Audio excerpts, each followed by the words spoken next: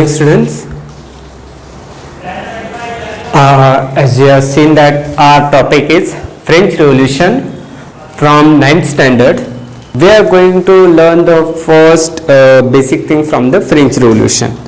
In French Revolution, we are going to learn the representative system in England as well as the American Revolution because these are our basic.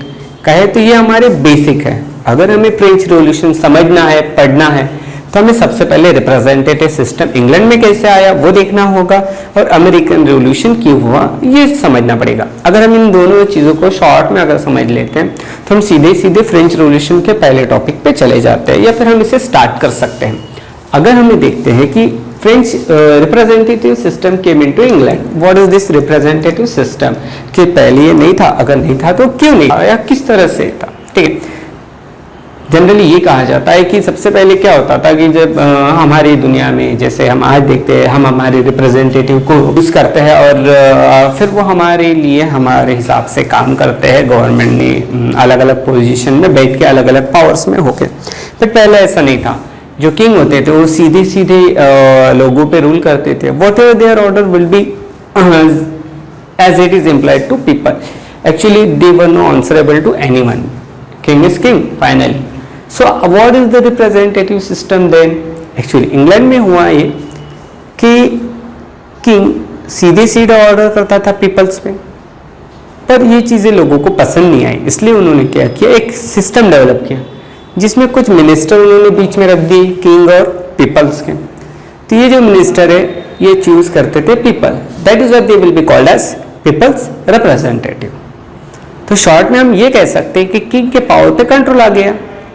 So now the king's power will be check by the minister and then they will be implemented on the people. So here the king can't control the people directly. King can control the people or king can implement their ideas with the help of minister, because whatever is order will be checked by the minister and then it will be applied on the people. So this system is called as representative system. At that time too, all people in England did not got the right to vote. सबको voting का right नहीं था, but जो tax payers थे, जो कुछ लोग थे, जो भी इनको जो राइट था, इस हिसाब से हम ये कह सकते हैं कि ये क्या कर रहे लोग, अपना रिप्रेजेंटेटिव डेवलप करें ताकि वो किंग के पावर को मेंटेन कर सके, कंट्रोल कर सके.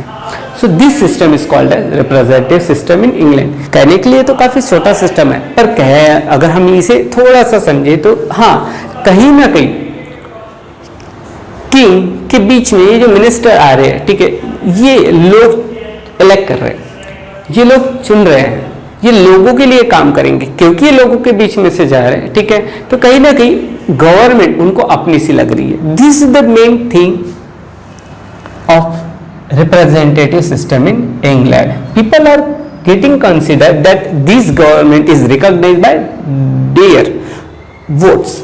So this government is their own government. ये जो कंसेप्ट है ये सबसे पहले इंग्लैंड में आया और कहीं ना कहीं ये सिस्टम, ये कंसेप्ट इंग्लैंड में से दुनिया की ओर बढ़ने लगा. So this is the second para of our first page. The people's form their military in search of hoarded ammunition. So finally group of several hundred people march toward the Bastille in search of hoarded ammunition. उन्हें ये भरोसा था कि कहीं ना कहीं उन्हें जो है वो कहीं ना कहीं आर्म्स मिल जाएंगे, जो भी एम्यूनिशन है वो उन्हें मिल जाएगा, तो वो फाइट कर सकते हैं या फाइट कर पाएंगे.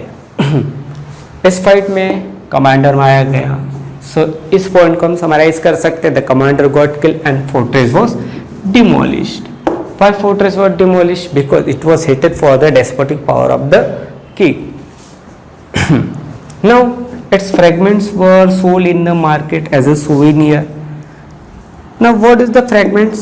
The broken stone or whatever the broken parts of that Bastille were sold in the market as the souvenir. Souvenir का मतलब होता है हिंदी में हम कहें तो निशानी, कि हाँ देखिए कहीं ना कहीं राजा के पावर का क्या हो रहा है, एंड हो रहा है और उसका जो सिंबल है या फिर उसका जो निशानी है वो हमारे पास है, जिसे हम कहते हैं souvenir.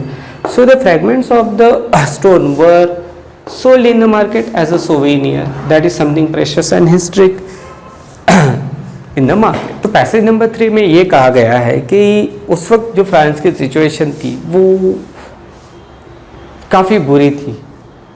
ये कह सकते हैं कि लोगों को ये नहीं समझ में आ रहा था कि ये किस तरह से इसका शुरुआत हुआ और इसका अंत किस तरह से होगा। ये माना जाता है कि ये जो छोटी मोटी अफवाह है, इससे इसका शुरुआत हुआ और इसका अंत, ठीक है, किंग के डेथ से ही हुआ या फिर किंग के एग्जीक्यूशन से हुआ।